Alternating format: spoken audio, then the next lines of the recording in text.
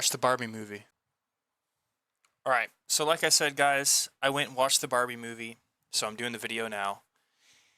It was either this or Oppenheimer. I did want to see that movie, but I knew this was going to be a more polarizing video, so I went with Barbie. I'm not doing any spoilers. At least I'm going to do my best not to spoil the movie. I got to get some points across.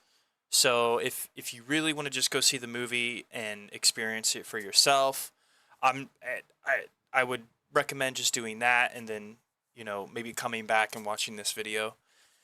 I don't want to complicate it too much. I'm just going to do the best that I can to get my point across. So I liked this movie. Towards the end, though, I was really wanting to just get out of there for the most part, but I enjoyed it. I honestly wasn't expecting the film to reach me the way it did. I understand the message that they were trying to send, even if it is a bit out of touch, especially with the feminist undertones and painting a picture of men just wanting control and there being a patriarchy that all us men are secretly in on. I'll get to that, but first, let's start off with who's in the movie, the studio responsible. So it's a Warner Brothers movie. Margot Robbie is the stereotypical Barbie, and Ryan Gosling is Ken. Will Ferrell is also in this movie and plays the Mattel CEO. Michael Cera is in this movie for some reason, and he plays the character Alan. It's kind of hard to talk about Barbie without spoilers. I think the movie starts off strong and does a good job building the world of Barbie. The set is really done well. It feels like the land of Barbie down to the fake accessories and the cars and the Barbie's dream house. It's all great. It all looks plastic as it should. So in this movie, Barbie and Ken go on a journey to the real world. Basically, Barbie has an existential crisis and had to go to the real world to find solutions to her problems. Ken gets to tag along, but the movie makes it really clear that it doesn't like men or boys or anything with a Y chromosome. The way the movie presents men made me feel uncomfortable. They really don't want you to like men. That men are the problem. That essentially the creation of Barbie is man's fault, driven by corporate greed, making little girls grow up with some unrealistic expectation of themselves and becoming increasingly insecure. I have to say, I really don't like the picture they paint when it comes to women either. The same principles apply with that song by Jax, blaming a man who lived in Ohio that just wanted to buy some lingerie for his wife is the reason for women's problems. Fucking ridiculous. If you don't know what I'm talking about, it's a song by Jax called Victoria's Secret. I hate that song so much. I like with a passion. So the movie is super funny. I was busting out laughing almost the entire movie, and I felt bad and had to watch myself being too loud, so I didn't become too much of a distraction to everybody else that was trying to enjoy the film, which was, by the way, filled with all women. It was all women in the theater. I swear. It makes sense. It's a Barbie movie, right? So during Barbie and Ken's journey to the real world, they split off trying to find solutions. I was talking about earlier. Ken realizes in the real world, people respect him and recognize him and give him the attention that he's been longing for. Liking this, he then decides after Barbie is picked up by the Men in Black, and I'm referring to the men of Mattel, to go back to Barbie Land and spread his toxic masculinity ideas onto the other Kens of Barbie Land. Pretty much at this point, the way the story is written, Ken in Barbie Land is not respected or recognized by Barbie and has to constantly fight for Barbie's attention. In Barbie Land, Barbies are in control of everything. They win all the prizes and award ceremonies and have control of the government. The point is they are trying to say that's how the real world works. That it's just the opposite. That it's all men that control everything. Men win all the prizes and award ceremonies. That women have to fight for men's attention. So Ken spreads his ideas from the real world, and the Kens take over Barbie Land. Barbie eventually makes her way back with some friends that she met along the way, only to return and see that Ken has brainwashed all the other Barbies and now they serve the Kens and bring them beer, or brewskis as they call it in the movie. It's funny as fuck. It's great. You know, just what I gathered watching this movie, Ryan Gosling's character in this movie is the funniest thing about it. Ryan really saves the movie for me. It's just ironic that the movie really wants you to hate men, but all the while, the Kens are the funniest thing about the film. It's fucking awesome. So Barbie returns to Barbie Land, and Ken gives her some of her own medicine. And Barbie has a mental breakdown and gives up. Her friends that she dragged with her have to make her realize that her world is something worth fighting for, and that, those feelings are part of being human.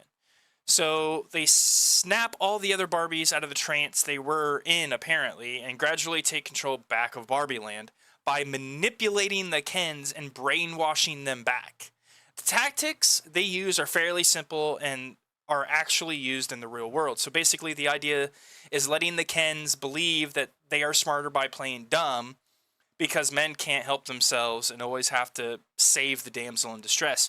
While this is happening, the Kens are distracted, and one by one, they snatch the other Barbies up and snap them out of whatever trance that they're in while the Kens are distracted. Their plan works, they get control back, and at the end, Barbie never liked Ken in the first place and had to make Ken realize that he needs to go his own way and find out who Ken is without Barbie. Barbie, after all of her adventures, is still having an existential crisis and feels out of place now in Barbie Land and takes her chances in the real world. And that's pretty much the movie. See, it's really hard to get my point across without spoiling it. I might have to go back. I might have to put like a warning. So just in case, like, hey, I'm not trying to spoil this movie, but I do need to talk about these things, talk about these points. For me, the movie does have a real positive message, and sometimes you just have to let the movie and enjoy it for what it is. I felt a lot of things while watching this. I wasn't expecting that. Really, I wasn't, and I'm happy that I went and got to go see it. It was actually a nice date night for me and my girlfriend. We went to lunch after the movie and talked about the movie together and how it made us feel. Now, I recommend going to see the movie for yourself. It's a chance to experience something out of your comfort zone, and you'll be better for it. It's a good date movie for sure. So if you got a lovely lady at home, take her to go see it. Now for me, it's mostly a positive experience. The end kind of lost me though. They really pushed that narrative that women have this super complicated life and that they have to navigate life so much differently than men do.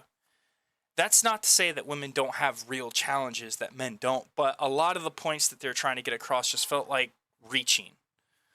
I don't think for most women or men that they feel this way, and maybe it's just me. I could be assuming, but that's where I'm at with it. Truth is, your problems are no bigger than anyone else's. You're not more or less important because of your gender, and the reality is the real world doesn't discriminate, and life will eat you up and spit you back out all the same. The sooner some recognize this, the better off they will be. Women bring a lot to the table that men just can't, and vice versa. I don't feel like there's this imbalance of power with men versus women, that the ranks need to be replenished. Like I said, the movie makes me feel a lot of different things. And I will say this, after the movie was over, me and Stacy were the first to leave. And I just remember walking out feeling watched. Like all the women in that theater looked at me and thought I was Ken. And I felt uncomfortable or unwelcome. Hollywood is going down a strange path. It's just these same ideas, these feminist ideas that just keep putting into movies. Like there's this, like I said, this imbalance, and that's not the case. Like I feel like Hollywood is really disconnected from reality. That they don't understand what's actually happening in the real world with people and their day-to-day lives all over the country, and that they live in this isolated area of Los Angeles, and they don't. It's like, did they forget? Did they always grow up like this? Did they have hardships growing up? Did they have real lives before they became famous? That's what I don't understand, is that these narratives and these ideas and these stories that are being written, I just feel are so out of touch with what's happening in the real world. The movie was funny. I'll give it that. I liked the movie. Like I said, the end just kind of lost me, but they really push this narrative that men have too much power. We have too much control and we're fucking everything up. And then what happens is, in the movie, all they do is, well, we don't want Ken's to have the power. We want to have the power. It's not okay if men do it, but it's okay if women do it. That's just, we can't be selling these ideas to people. Like, this is, I mean, it's not new that dangerous ideas have already been sold to people. It's nothing new. Like, this has been done before. But just in the entertainment industry, pop culture is heavily influenced by music, by movies, by TV shows, by internet in general. What people are doing on TikTok, the things people talk about on social media, especially celebrities. I don't know. This is one of those things where, this is one of those movies, you got to go see it for yourself. Like I said, you have to let the movie.